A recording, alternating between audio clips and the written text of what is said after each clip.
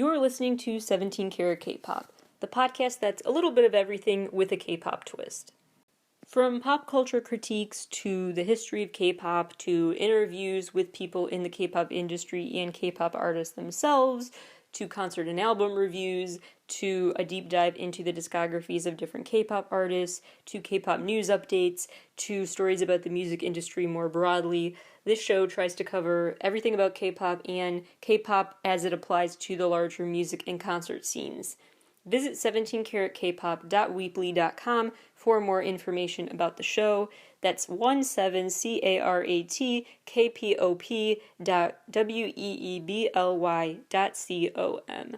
Hello everybody and welcome back to 17 Carat K-Pop. Today on the show, ATEEZ is back and so of course we have to talk about it. There are 5 parts to today's episode. Part 1, I want to put together all of the different monologues recited throughout ATEEZ's work into one big monologue, so it will sound just like a continuous story. And I think when I do that, you'll see how the transitions between their monologues actually make a lot of sense, and the greater themes and takeaways can be easier to gather from ATEEZ's story if you look at the monologues on their own, aside from the other songs on their albums. Once I recite that, then we'll move into part 2, which applies what those takeaways can be from their monologues to the Alice in Wonderland theories I have and other symbolism and allusions in their work. Part 3 is then a quick recap of what I talked about on the first ATEEZ dedicated episode, ATEEZ's Wonderland Shameless Plug. Part 4, my big takeaways and predictions for the future and where the story goes from here, applications of the brand new album and the brand new music video, how those symbols and details tie into the larger theories I have based on everything we're going to talk about I just said. And lastly, my honest first reaction and review of the new ATEEZ album. So without further ado, let's get started. People wonder. People dream about it. It can be different to every individual. It can complete us, or it can destroy us. It can change the world. People call it treasure. The sound of the wind blowing from the horizon. The warmth of the sun hitting the ocean waves. We're at the starting point of this long journey. We'll never stop. It doesn't matter what you dream for. So let me ask you, what is your treasure? Will you join us? Look around you. Did you find your treasure?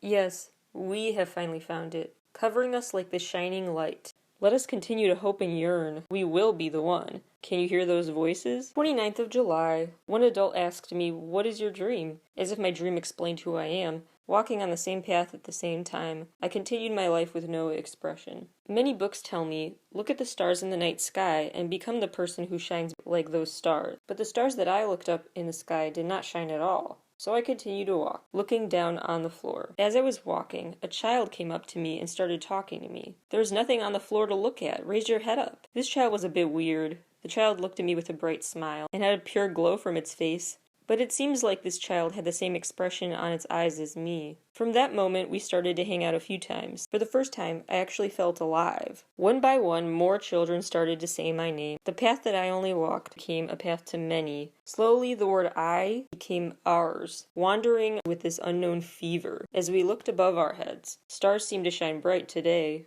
The universe is divided into many dimensions. This is the story where their dimensions are split into 8 pieces again. Hanjun's dream.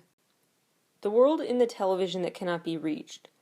The world that they live in and the world that I live in is blocked, just like the see-through glass. My dreams, my friends, and my family. Can I find them again? Sun Hwa's memory. I thought I lack in many areas and have much to learn. Though I am tired, if I try to follow the path one step at a time, I finally realize what I lack in the most. What I didn't have, what I really needed, ... and that's the end of his monologue. Woo Yun's choice. The fear of being in front of many people. Stage fright. I couldn't do it by myself. If I'm not alone, I can do it, as long as I have friends who support me. I do not think that I am alone anymore. Yosan's time. My father taught me to go expand my dreams freely. Limited freedom, like a bird in a cage. Where I can truly laugh, I feel truly free when I'm with them. San's resolution. I was told I have to move again. 3 student IDs, 3 uniforms, but no friends. I feel like my life's being taken away somewhere. Do I have to say farewell to my friends again? Yoonho and his brother. This place, my brother still beside me. What happened to him was all because of me. I'm going to make his dream come true. Jeonho's wanderings. They were once everything to me. First dream and my second dream. Basketball and music as well. Are they going to go away like smoke? Minji's diary. Earphones in my ear. The world is mine for now. I would rather be alone than encounter this world. The short happiness I felt has nothing to do with me. I was always alone anyway. The memories of short happiness and dreams broken into pieces. Can I find it again? And that is where the monologues end for now. My big takeaway is that there are three main themes that encapsulate what ATEEZ is all about and what they're trying to say with these monologues. Youth, togetherness, and dreams. And those three variables need each other to complete this math equation in a way, where youth plus togetherness equals dreams. If you have a youthful spirit, but you don't have that togetherness, you have no one in this journey with you, you have no one who's rooting for you, or you're not rooting for them, or you're not reaching out. If you're trying to go life alone and accomplish your dreams, with that youthful spirit tapping into your inner child, it's not going to work. And then the opposite is true as well. If you have that togetherness and you're going around with the crowd, you're going along with them because you fear standing out on your own and reaching your independent individual dreams, then you are losing the youthful spirit and drive that would allow you to dare to dream on your own. And so you can't reach a fulfilled dream without both youth and togetherness. That's why I think they drew some inspiration from Alice in Wonderland, not just because of direct evidence like the fact they named one of their songs Wonderland, but also because one of the big themes in Alice in Wonderland is the fact that she is a kid. It is so obvious throughout the whole story that this is the mind of a young child traveling through Wonderland. She's always asking why. She wants to know why things are the way they are. She acts very just innocent and curious, and everything about her demeanor is indicative of her acting her age. And this is a great thing to have, but she doesn't have that togetherness, because everyone she encounters she can't trust. I mean, the Cheshire Cat and the Mad Hatter, everyone's kind of a jerk in Wonderland, and so if she has no one to lean on there, then she can't fulfill any dreams. And then there's the thought that literally for Alice this is a dream. So there are layered meanings to the word dream here, but all to say that Wonderland is a story, as we talked about on the episode ATEEZ Wonderland, that really summarizes and is all about the concept of time, of getting older, and how when you do, you get more jaded, more cynical, and that really deters your ability to reach certain dreams because you don't even dare to dream anymore. You have to dare to even dream that it's possible. Your ability to do that goes away as you get older. In Wonderland, they talk about how Alice is fond of pretending to be more than one person. And those alter egos are something that, of course, ATEEZ has in their videos as well. Rather than compile every part of yourself to feel most whole, in the short term it seems like it spares you pain to just not even try to reach for your dreams so that you don't fail if you don't try. And so you put those dreams away into some alter ego and then they get twisted. Other ATEEZ and Wonderland parallels to remember here are the pocket watches, references to clocks in a weird passage of time, things aren't adding up in terms of time, references to dreams and things being an illusion or part of your imagination, the thought of tapping into your inner child to find the treasure, whatever treasure means for you, references to multiple selves, an ocean. Alice ends up swimming in her own tears literally because she's huge and then she cries and then she shrinks down and then drowns doesn't drown but practically drowns in her tears. That just reminded me of ATEEZ always referencing ocean waves in their work. Not just the sauna wave, but just in the monologue as well, they reference that feeling. Alice talks to a blue caterpillar, and there is a blue butterfly in an ATEEZ video. Also, that caterpillar asks Alice, "Who are you?" And then the running joke is kind of that she can't answer that, because she's like, "I barely know." Same with ATEEZ, right? In the video for Say My Name, it's like, "Who are you?" And they don't even know how to answer. There are probably even more connections that I haven't listed here. More obscure ones as well, even for me. Like, there's this line in Alice in Wonderland about why is a raven like a writing desk? And there is a writing desk in an ATEEZ video. I know, that one is really out there, but I thought, while I'm throwing everything at the wall to see what sticks, let's see if that sticks. And there's that flower bed, that garden of sorts that one of the members is sitting in the video for answer, kind of like the place where Alice fell asleep and dreamed about Wonderland. There are some ATEEZ videos that I want to review some of the symbols from that will make more sense than when I zoom back out. There are a lot of mirrors. In the answer video, we see the shard of glass mirror where they can see themselves. We see in Hanjun's dream, he walks into a room and sees the shard of mirror on the floor. And in Say My Name, one of the members looks at himself in the mirror and it's normal, but then the second time he looks at himself in the mirror, his reflection wears a mask. So there's symbols like in Say My Name when one of them is trapped in that brightly lit see-through box, but then at the end of the video, notably, the box is empty and the lights are out, so he escaped. But there are other references to feeling trapped, like when Woo-yeon is at dance practice and he tries to leave but the doors are locked shut, and more sinister undertones in things like San's resolution where he is running somewhere up the stairs or down the stairs and suddenly he reverses course and goes back, feeling like he can't finish this mission. There's a ton of flame symbolism throughout their work, the lighting of a flame, that is a constant theme for them. And of course with the new song Fireworks, that is more obvious than ever, the lighters, striking a match, all of that, the circles of flames, all super common for their work. There's a changing flag over time where they're leaving their mark on their environment, but it keeps changing.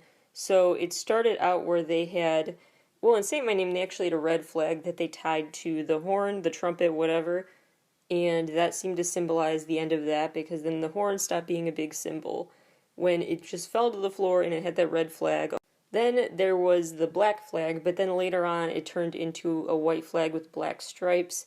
So it seems like the flag is changing as the members change, but they're still planting that flag, so that's a constant. And in the brand new video, they plant their now white flag on the ground in that deserted environment we'll get to in a minute. So major symbols to keep in mind: the flag, the flames and references to fire, mirrors, the horn, and symbols of being trapped, like that box he was trapped in, as well as the chains. Certain details about ATEEZ music videos seem particularly relevant now. In the Wonderland video, there are a lot of flames involved. The members are all holding on to parts of the flag at the end, which is no longer black but white with black stripes.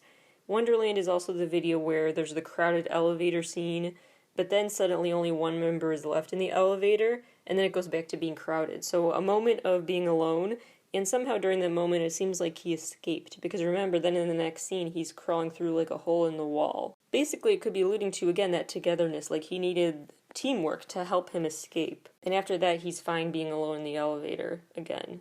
Then this light streams forward as the doors to possibly a new dimension open up. There are these giant doors where a ton of light comes streaming through as the doors open, and the members presumably walk through. The I'm the One video / the fireworks video, we have again the lighter, the smoke, the fire, all of that. And we have that reference to one side of the looking glass and the other side.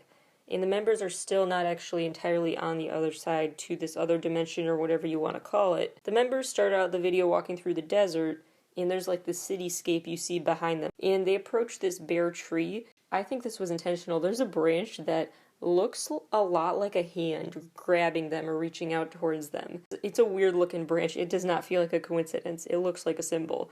Anyway, so they reach that barren tree, and they end up, after that, they have these dance scenes where they're below a ceiling that is like unfinished. And that's actually now suddenly seems like a theme, especially since Inception. Their videos seem to be about like the ceiling tends to be empty or hollow, or like in the Say My Name video it was like that, where you just saw all the light streaming through the unfinished roof. Then there was the fire on one wall, there was ceiling and floor, one had fire and one had water for Inception, and that keeps happening now, so it feels very intentional that there's some other side they're not going to. So maybe it's kind of like a box metaphor, and they are going to the left and right walls of the box, but they haven't been able to pass through the ceiling yet to a different dimension that way. Only horizontal dimensions, not vertical dimensions, if that makes sense. The members end up circling this radio or some other type of gadget like that that has this text show up because they're waiting for like a signal or a message from it, and it ends up saying fix on eyes on, which reminded me of the Eyes on Me Now lyric from Wonderland. Not sure if that was intentional. If it was a nod to Wonderland, I wouldn't be surprised. There's this broken down underground train, subway station, whatever you want to call it, and on one side of the car is like a totally different world. It starts out where the members are on one side, and then the camera zooms through the short-circuiting, wire-filled, empty subway car to the other side. And on the other side, it's bright and sunny, and it's a bit dusty though, actually. It's not exactly like a better environment, but it looks more promising. On this side, it's more of a construction site, so you have the dance scenes, and then the other side is about demolition and this dusty desert that they are driving around trucks in and stuff. Then they end up planting their now white flag on the ground in the deserted area because now the town has been demolished. The very end of the video then features this masked figure with this mask covering his entire face walking onto the barren landscape and seems to look around like looking for them, but doesn't see any of them there. They're not there anymore. Finds no one. So maybe that's like the evil person here, the alter ego coming to get them, but they've already left, too late. So I interpret this new video as being all about they totally have defied the odds of the alter ego. The alter ego has been betting their whole life on thinking the boys would continue to just cow to their alter ego, that voice in their head that says you can't do it, don't follow your dreams, it's not worth it, stay trapped here. And now the members have cracked the code and found out a way to still find value in following and daring to dream. Again, that word dare is really key here. And so now that they've found inside themselves the ability to dare to dream, whether they succeed or not, they're daring enough to do so. All of these symbols of this adult life that feels dull and gray and monotonous, they've demolished. They're ready to start a new world that is youthful and fun and not afraid to dream. And because of this now, this masked figure that was holding them back can't find them anymore. It's like they entered a new dimension without help from this other side. You may have thought they had reached this point of realizing they were ready to dare to dream and answer because of the name of the song Answer, and also because of the dining table scene where they were dining with their alter egos. But remember, in that scene, the last scene featured the masked figure walking through the setting again, and there's that broken, empty, messy dining room scene. It's just like there was a fight that broke out or something. And that person, of course, ends up finding them, if this is chronological, because there were videos between Answer and Fireworks that showed the masked figure didn't lose sight of them. Now let's look back at some key details from the part of the monologue that was called Dear Diary. The universe is divided into many dimensions. This is the story where their dimensions are split into 8 pieces again. The word again here, maybe they've been down this road before, they've been down this rabbit hole before. All of the characters that have these individual short films ask a question of sorts. Whether it's directly, like it would end in a question mark or not, they're pondering something. But the key one I see is that 2 of those questions are pretty much the same. Hanjun's dream, where he asks, can I find them again? And Minji's diary, where he asks, can I find it again? So they both say, can I find it or can I find them again? And remember, operating words here, the stories are called Hanjun's dream, Minji's diary. Dreams and diaries are the key words here. And we already talked about the significance of dreams in this story. And then think about Dear Diary, the most important monologue to get the big picture. In the Dear Diary monologue, he says, when I said I had no dream, the look on the adult's face was like the child with no name. Like, what do you mean you don't have a dream? Basically saying the adults were not willing to take me seriously. They just saw me as just someone who can contribute to society in terms of, financially and work-wise, but therefore having no inherent value outside of work. Though studying wasn't much of my taste, I tried my best. Parents were fond of joy when I brought good grades to them. Again, feeling like the only sense of validation you get from this adult world is through grades and through actual quantifiable things. It's not about talent and inherent goodness, it's about quantifiable and material outcomes of life. And this is the adult world that they tried to escape into by tapping back into their inner child. Because otherwise, like he says, he continues life without an expression. And he goes through life looking at the ground because he doesn't want to look up and face the world. But then a child approaches him, and it's interesting that he describes the kid as acting weird by having this natural glow and happiness about him. Like, that's weird. Why are you so happy? Life is hard. But for the kid, it's not. And the kid still sees a lot of reasons to look up and admire life around you. And then, after he starts hanging out with this kid, he says, for the first time, I actually felt alive. Feeling like he's back in touch with a purpose, a greater purpose in life outside of work, and the purpose of life that is drilled into people outside of what really matters. One by one, more children started to say my name. The path that I only walked with one other person became a path to many. Slowly, I became ours. Feeling like now he has reached that new place mentally where now people are gravitating toward him because he has found this true value in what's important and is tapped into that inner child, that likability, youthful hope for a better future, that sense that things are possible, and again, the daring to dream. And now he says the stars seem to be shining bright in the sky. It just took having that conversation with maybe his own inner child, maybe it's meant to be himself he's talking to there, but some kid to remind himself of what's really important. Because that kid had inherent worth, right? It's not like he didn't because, 8-year-old or whatever doesn't have a full job yet and doesn't have a degree yet, so they're worth nothing. That's what it would mean if we were just looking into the minds of the most stereotypically adult version of defining success and getting older. But that would imply then that anyone who hasn't reached those milestones yet is lost, when maybe they're perfectly content where they are, like that kid. And now that they have a song called Fireworks out, it really feels like the fireworks are kind of their version of the stars. He couldn't see the stars in the sky, so they put their own fireworks in the sky. They're shining whether or not people say they're ready, because they know they are. So the fireworks video is all about destroying the lives and the futures that weren't serving the members. They weren't fulfilling that inner sense of this is the meaning of life in any way, and now they feel like they can pursue a greater individual purpose thanks to reconnecting with their inner child and that state of wonder that comes out of that, which really seems to open up a lot of possibilities for your dream life. And now that they dare to dream, they don't care anymore if they fall or lose things along the way. As the members said in their short films about worrying about changing schools again or worrying about belonging in some other sense, they don't even worry about that anymore, and so they're willing to at least try. They're not scared of saying, oh, well, maybe I shouldn't switch schools because I don't think I will make friends. They try anyway, things like that. Putting themselves out there and seeing the benefits of it, because at the end of the day, they've seen that inner worth, and no matter what happens, they're still inherently valuable people. They don't need that external validation from institutional sources in the same way they thought they did. They ultimately have all of this fire and flame imagery throughout their story because they won't let that flame die out. They'll turn that into fireworks that you can't even escape from. You can't escape from their shining star that they've become.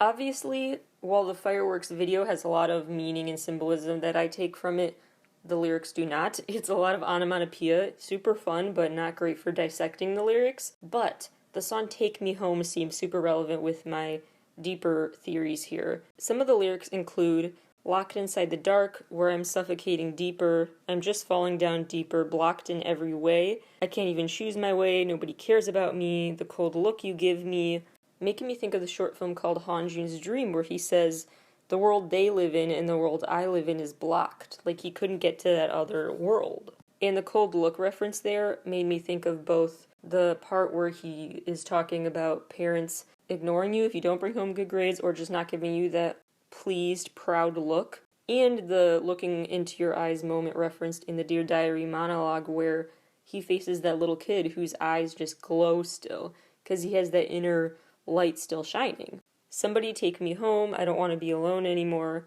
That place of my dreams, somebody take me there. Getting out of the gray city, following the light, to that place of our memory. Gray City should have been a standout lyric to because of the music video world they just demolished because they were ready to be taken home to what really feels like home, which is where they can dare to dream. Why always me? What do I do wrong? Tell me how to get to the other side. All referencing going through the other side of this looking glass to the alternate reality where different values allow them to truly shine. And it ends with the lyric following the light, which again is referencing their inner spark that and that flame symbolism that is super reoccurring. So that's, I think, ultimately what they want us to get out of this release and further releases as well. Concept of youth plus togetherness leads to dreams is what ties their whole discography together and drives their storyline and will continue to do so. Now, on a less deep note, my quick reactions to the songs on this album from the first listen. The title track, Fireworks / I'm the One, that truly made me think, oh my gosh, this is ATEEZ's moment. Like that song, I could totally picture the US radio playing. I don't know if they would play a non-English version because, old school bigotry or whatever, but I really think this song could just go off on the radio and could be like an early song of the summer, truly. And jumping up and down to it, it is just such a crowd pleaser. And it's so fun to sing along to. I'm just very impressed, and I really feel like this could be a big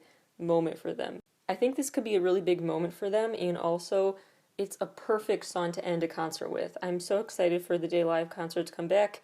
It's a beautiful dream. I'm gonna dare to dream too, just like them, and wait for that day to come. The Leaders, that song sounds so much like a Stray Kids song. Like, even their voices sound like Stray Kids. Not a bad thing at all. I love ATEEZ and Stray Kids, but man, that sounds like a Stray Kids song. It also feels kind of like 10 songs packed into one, but it works. It works. It's just really an interesting mix. It's got like organ type horror movie sounds in the intro. It also sounds like it would be recommended to people who listen to Travis Scott on Spotify. They might say recommended for you, the song The Leaders. It's like Stray Kids meets Travis Scott meets a horror movie meets like 5 other different artists and genres. So really interesting eclectic mix. I do think this is their most experimental work so far, and it's paying off. Take Me Home is super synth heavy, and it's got a lot of saxophone sounds in it. Really, again, experimental for K-pop, and I love it. It is just so unique. It also is a bit 80s and The Weeknd-esque, like I was just saying on the show the other day about the Change's new album. I love that type of vibe that's popular right now. That retro futuristic flair that the Change is using, ATEEZ also has, and I love it. Time of Love has these sounds of a brand new day, and this very hopeful build-up in the pre-chorus. Again, it's an experimental track that pays off. It seems to be a song that packs in more lyrics than any other ATEEZ song ever. I haven't fact-checked that yet, but I suspect that song has more lyrics in it than other songs. The word count is probably highest for Time of Love. Lastly, Celebrate sounds a bit like Snapshoot from 17, which is not a bad thing, just something I noticed. It's got this church choir and a piano, and again, experimental for K-pop for sure, and for any artist. But it will be a crime if the day when they do perform that live in a concert, they don't have a live choir. If they just have a backing track for Celebrate instead, I will be so mad. Overall, really, really impressive. Objectively and subjectively speaking, I think this is like a 5 out of 5 album, no skips. I'm really excited what this could mean for them in terms of global popularity. I really feel like this is a huge moment for them. So that is all for today's show, but later this week I still have one more new episode, a headline roundup.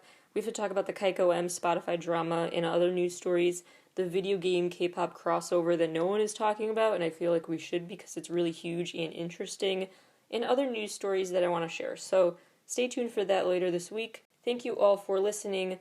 I will talk to you all soon, and don't forget to check out this new album, Zero Fever Part 2.